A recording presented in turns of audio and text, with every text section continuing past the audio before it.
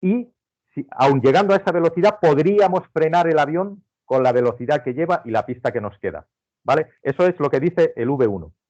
Si ya pasas a V2, significa que ya no te queda pista para frenar, que te vas a salir. Por lo tanto, te tendrás que ir al aire y dar la vuelta, cosa que pasa bastante a menudo. O sea, yo qué sé, los pilotos detectan cualquier anomalía en el avión, ven que ya están en V2, dicen, ya no puedo frenar, ya me tengo que ir al aire. Te vas al aire, das la vuelta y aterrizas. Y VR, velocidad de rotación, es cuando sí o sí ya tienen que subir el morro del avión, o sea, ya tienen que despegar. Y lo que pasó en este caso es que ya habían entrado en V2. O la vibración del avión, lo notaban, siguieron acelerando porque nadie tomó una decisión en el momento porque no sabían lo que era. Ellos estaban solamente entrenados para fallo de motor, pero ninguno de los tres motores daba fallo, entonces no sabían de qué venía esa vibración. Entraron en V2 y en ese momento, recién entrados en V2, el comandante decidió abortar. Abortar es frenar. Y como ya estaban en V2, pues pasó esto que ha pasado. Se salieron de pista, iban cargadísimo de combustible, por lo tanto muchísimo peso. El motor izquierdo, quiero recordar, pegó contra una caseta o algo que había al final de la pista, por eso hubo un gran fuego. Y encima, la caseta el avión del ILS. Sí, del vuelo instrumental. Y lo que sí sé por las compañeras que iban atrás, que las puertas de atrás de ese avión quedaron inutilizadas, o sea, no pudieron salir por ahí. De ahí que se murieron, la mayor parte de la gente se murió en la parte de atrás del avión. Claro, sí, pero esto no nos lo cuenta las versiones oficiales, ni esto lo estás contando tú, pues que para esto precisamente queríamos nosotros que estuvieras aquí haciendo este programa para aclarar estos puntos que obviamente nadie te cuenta. Y claro, a ti te dicen el avión, y claro, tú piensas lo mismo que he pensado yo cuando lo narra Raúl. Hostia, el piloto se ha quedado sin pista y ha calculado mal y se la ha pegado.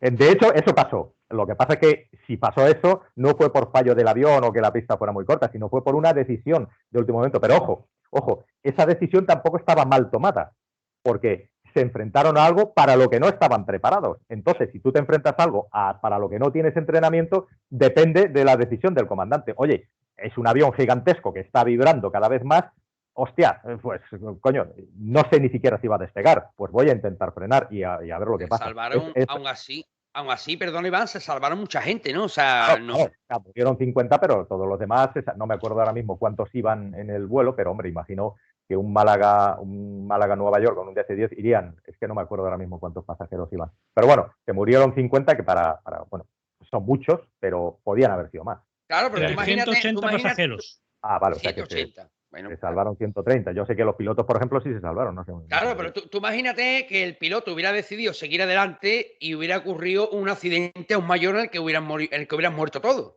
Pero no hubiera ocurrido. O sea, a día de hoy, a todo pasado, sabemos que ese avión se hubiera levantado sin ningún problema, porque no tenía ningún problema de aviónica, de motores. Hubiera dado la vuelta, incluso hubiera podido aterrizar con el tren, porque el tren delantero de los aviones, bueno, en este avión, en este caso, tiene dos ruedas, ¿no? Dos ruedecitas pequeñas, y era una sola de ellas que se había pinchado, había perdido una parte de la goma o algo así. La banda de rodadura, había fallado el recauchutado, había perdido la banda de rodadura y es lo que había provocado una vibración, como tú dices, conforme iban acelerando. Hay que recordar que se salió de la pista a 204 kilómetros por hora.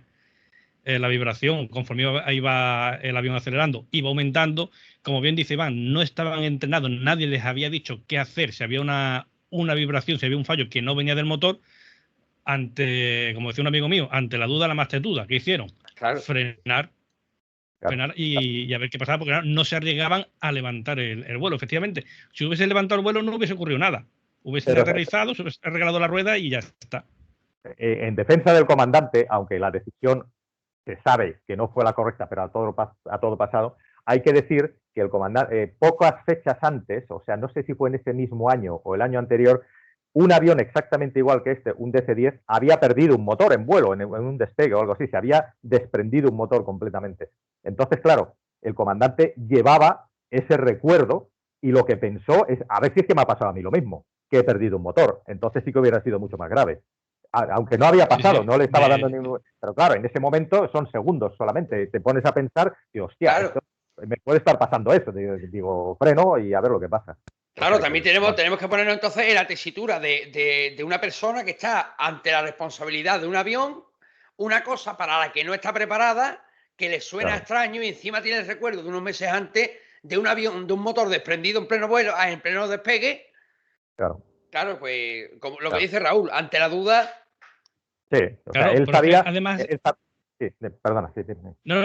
Que decía, porque además es que este avión, los 2-3 meses anteriores al accidente, ya había tenido problemas. Sí. O sea, El DC-10 al mando- era un modelo muy era un avión que había habido bastantes casos de accidentes y de problemas y tal. El Sí, DC-10 y además que es que te digo, este fallo que había tenido ya está bien, ya había sido ya en su momento una odisea porque salió con bastante retraso del aeropuerto de Palma de Mallorca con un problema de pérdida de aceite que no se pudo solucionar antes del despegue, lo que no fue obstáculo, sin embargo, para que emprendiera el vuelo. El avión aterrizó en Madrid y volvió a despegar con destino a Málaga, donde volvieron a detectar la avería. Después de 4 horas de retraso en las que se intentó en vano solucionar el problema antes de seguir camino hacia Nueva York con una pérdida de aceite, los pasajeros fueron embarcados de nuevo sin avisarles de la avería, ni de que en lugar de su punto de destino el avión regresaba a Palma de Mallorca, donde tenía su base de operaciones la compañía Spantax, para intentar la reparación. Los pasajeros fueron informados del cambio de itinerario cuando ya estaban dentro del avión, momentos antes de despegar. Una vez en Palma de Mallorca, tuvieron que esperar varias horas sin recibir ninguna comunicación hasta que, solucionado el problema, o aparentemente solucionado, pudieron seguir el viaje. Y esto fue este mismo aparato. En el trimestre anterior al accidente. Como curiosidad diré que mi padre fue tripulante de cabina de esa compañía, de Spantax, o sea, y conozco muchos compañeros de esa compañía. Pero mira, los aviones tienen pequeñas averías que se llaman diferidos. Son averías que tienen los aviones que no les impide volar, que no les impide hacer el vuelo que tengan que hacer. Desde luego los diferidos de hoy día no son iguales que los de entonces, porque a día de hoy es más tecnológico todo que antes, que era más mecánico. Entonces, una pérdida de aceite, pues imagino que en ese momento calcularían la tasa de pérdida que tiene, si es grande o si es pequeña, se hacen los cálculos y el avión puede volar perfectamente. O sea, ningún comandante va a despegar con un avión que está estropeado, ni ningún mecánico le va a afirmar que eso está ok para que tú despegues, porque eso depende de la decisión de los dos, ¿no? De ahí las peleas entre los comandantes y los mecánicos muchas veces, ¿no? Porque si el mecánico no firma, el comandante tampoco puede, claro, no puede despegar. Entonces, esos son pequeños diferidos que pasan constantemente a día de hoy también. Claro, aunque diga el informe, diga una pérdida de aceite, pero una pérdida de aceite puede ser que esté simplemente supurando aceite. Claro, que sería eso como mucho, o sea, eso no quita, de hecho no tuvo nada que ver con el accidente, de hecho, o sea, eso no. Por ello, Iván, que cuando hay un accidente y salen los medios que el avión hace unos meses había dado problemas, se están refiriendo a que había tenido algún tipo de diferido, ¿no? Como tú has dicho. Pero si es que todos los aviones, mira, ahora si tú coges el Flight Radar y ves, yo qué sé, 5.000 aviones volando, te digo yo que 4.500 tienen algún diferido. Alguno, seguro. O sea, vamos, sin ninguna duda. Pero son diferidos pequeñitos, o sea, cosas que es como yo que sé, que el coche, pues a lo mejor llevas el neumático unas décimas por debajo de lo que toca, no por ello es inseguro ni nada, o te falta el agua del limpiaparabrisas, pues tampoco te vas a chocar por eso, ¿no? O sea, son pequeñas cosas que tienen los aviones que se pueden arreglar luego, o sea, no merece la pena parar un avión muchas horas para arreglar esa cosa pequeña cuando puedes realizar perfectamente su rotación con ello, o sea, que eso son cosas, es rutina del día a día, ¿eh? Y no, mira, nunca un diferido, nunca una sola causa crea un accidente de aviación. Siempre son, como tú bien has dicho al principio, Raúl, siempre son varias causas, una detrás de otra, se forma una cadena y las cadenas por donde se rompen siempre por el eslabón más débil. Entonces, eso es lo que crea un accidente. Pero no una sola causa, ¿no? Porque los aviones tienen todo por duplicado, triplicado, etcétera, ¿sabes? O sea que no, una causa nunca lo crea. Bueno, yo tengo aquí las declaraciones de uno de los pasajeros que se tomó in situ por los periodistas y que decía tal casi, o sea, uno de los que salió ileso.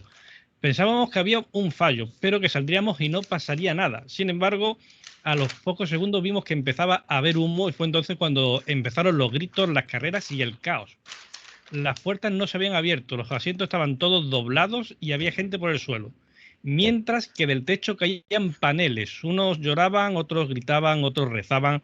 Aquello era el infierno. Hay que decir que el avión acabó prácticamente totalmente destruido por el fuego, casi, y que efectivamente hubo 50 muertos, la mayoría fueron todos por el fuego, pero que la gran culpa de esas muertes fueron de muchos de los propios pasajeros, que en vez de salir y dejar libres las vías de evacuación, se dedicaron a coger las maletas que había encima de de los asientos, dejando Claro. las vías obstaculizadas, muriendo algunos de ellos y montando un tapón que permitió que, o sea, que no permitió que la gente que estaba en cola, donde estaban las puertas bloqueadas, pudiera salir. O sea, más preocupados de coger las maletas que de salir del avión. Sí, Ese sí, es sí, el sí, gran, sí. ese es el gran peligro. Yo he tenido en mi carrera una evacuación real con fuego, algún día lo contaré, en una compañía de la que estoy, tuvimos una evacuación, un fuego real, tuvimos que aterrizar y evacuar. Y ese es el gran problema de las evacuaciones. De hecho, hay un señor ahora mismo que está en la cárcel por eso.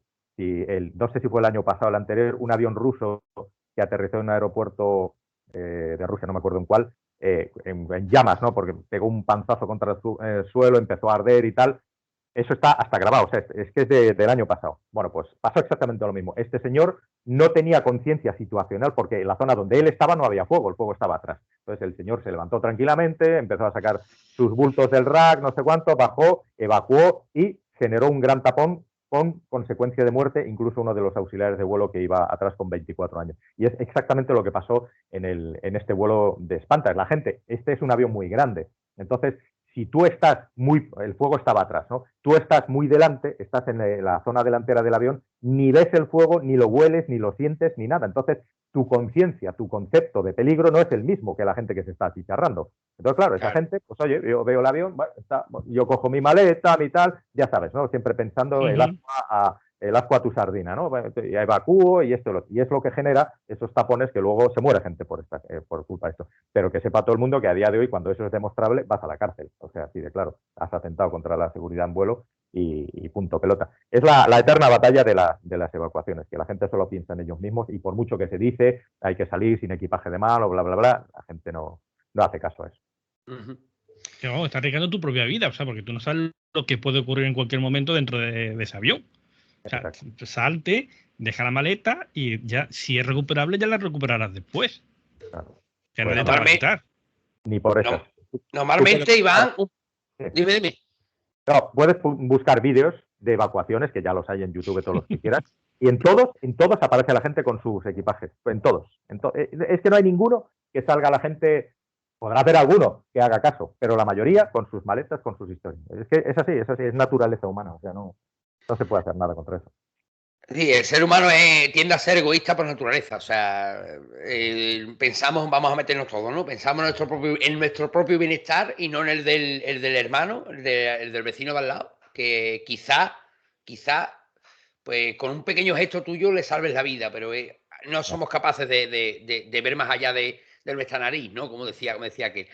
Raúl, ¿se sabe o Iván, ¿se sabe si el piloto, bueno, yo me imagino que el piloto seguirá pilotando, ¿no? Después del accidente, ¿no? Los tripulantes de cabina, obviamente. Sí, continuaron, lo que pasa es que ya eso pasó hace mucho y ya están jubilados todos. Pero de los pilotos por lo menos sí, y sé que no conocía a todos, pero por lo menos una de las TCPs, y yo he volado con ella, he despegado con ella, he hecho líneas con ella y me lo ha contado. De hecho, en la parte de atrás del avión fue bastante desastroso porque todo el galley es la zona donde trabajan las llamadas cocinas del avión, que se llaman galleys en términos aeronáuticos, pues donde están todos esos carros, todos los armarios, esos que tienen tal, eso es como un panel que está, en este caso, enorme, de un avión enorme, es como una pared entera, pues toda esa pared se les vino encima con la frenada. Los aviones grandes, imaginaos la frenada tan brutal que metieron freno a tope, la reversa de los motores, todo. Entonces, esos aviones tan grandes tienden a hacerse como un acordeón, o sea, con la fuerza de la frenada, la fuerza G negativa que soporta el avión, digamos en este caso, lo que hace que el fuselaje no lo soporta y tienden como a arrugarse. De ahí, como tú bien decías, este pasajero decía que los paneles se caían y todo eso. Es precisamente por eso, por esa compresión que sufre el avión. Y de hecho, la pared del fondo del galley de la frenada se desprendió y se les vino encima. Que por eso murieron algunos TCPs de ese impacto. Sí, murieron 3 y hay que decir que, bueno, pues este accidente fue o sea, desencadenó el